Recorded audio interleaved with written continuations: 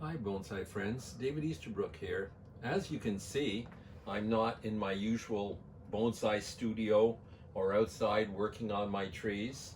It's late at night, I'm in my office in the house, and tonight I'm waxing a little bit nostalgic because tonight or today is the 107th birthday of John Naka, who passed away in 2004. John was a good friend of mine.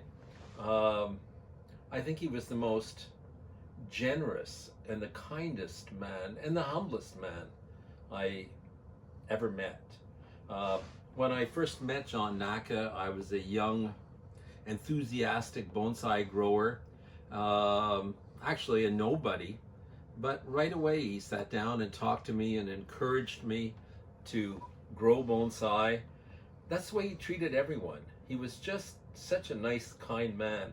And then I've never been to Florida. I never officially took a class. I've never been to California.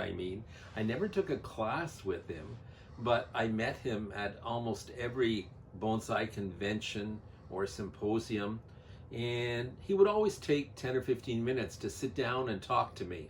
One of our common points, ironically, was that he and my dad were born in the same year, 1914. And he said, "Oh, I could have been your dad." And every time I met him, he would ask me about my dad's health, how he was doing, and said, "As long as your dad's alive, I'll still be alive." And ironically enough, they both died in the same year. So, there was a connection there. But more than that connection, there was our connection in bonsai. John really, he encouraged everybody to grow bonsai. And he said there was a place for everyone in the bonsai world. Once somebody complained about people buying bonsai that they hadn't collected them or grown them themselves. And John nixed that idea right away and said there's a place for everyone. There's a place for growers, and there's a place for bonsai nurserymen, and there's a place for collectors. Bonsai encompassed everyone, and that we shouldn't judge people by how they acquired their bonsai. Another thing about John was he was always down to earth. I had invited him to appear at a bonsai convention we held in Montreal in 1988. He was the featured speaker. And I'll always remember the theme of our convention. It was called Rocks and Forests, or Mountains and Forests. And John had accepted to come. But John said, "David," he called me up and said, "David, I hate doing rock plantings, so especially high mountains." So he said, "Can I do something else?" I said, "John, you're John Naka. You can do anything. You damn well please." And he laughed, and he did a wonderful raft style juniper grouping on a very flat rock, and we gave him some wonderful trees to create a beautiful forest.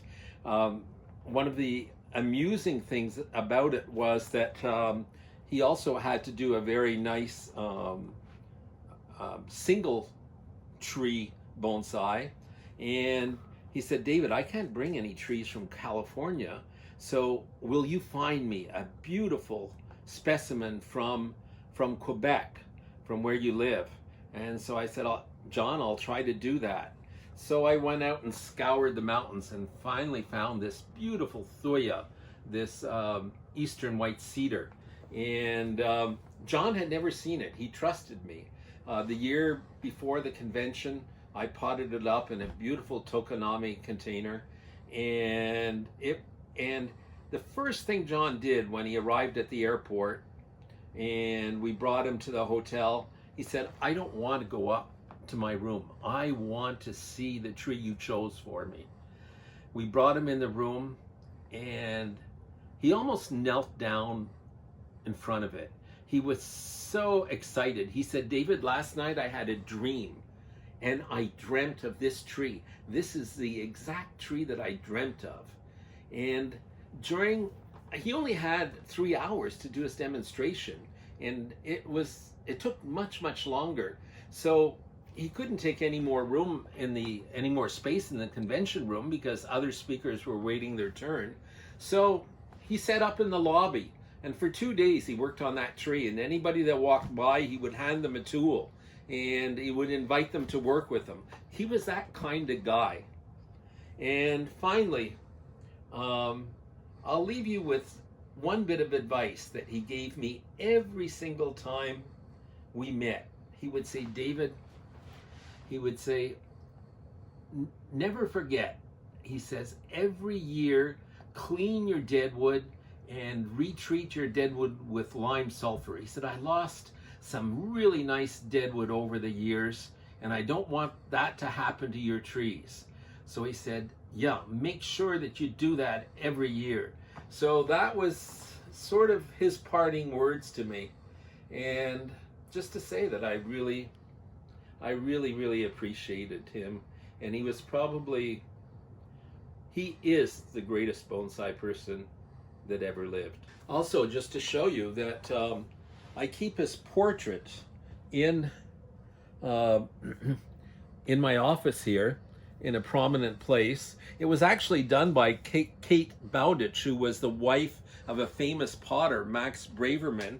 John signed it and put his stamp on it, and it's precious to me. This sketch, this profile of John Naka. I also have a book of his sketchbooks, his sketches. And another thing that I cherish is John Naka's book, Techniques 1, was translated into French. And the very first copy that came off of the printing press was sent to John Naka. And John called me up and said, David, I can't read French. It's not going to do me any good. So I'm giving it to you as a gift. And he actually, the next time I saw him, he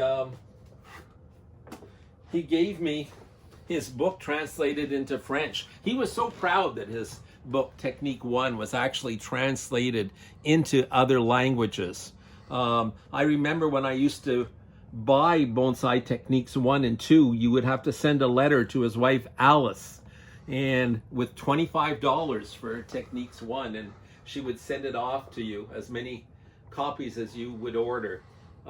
He was a great guy. It's a great book. It really is my Bible when I do bonsai. I still open it up. I crack it open several times a year and leaf through it, and every time I learn something. So yeah, we'll miss John. I miss him a lot. Good night, folks.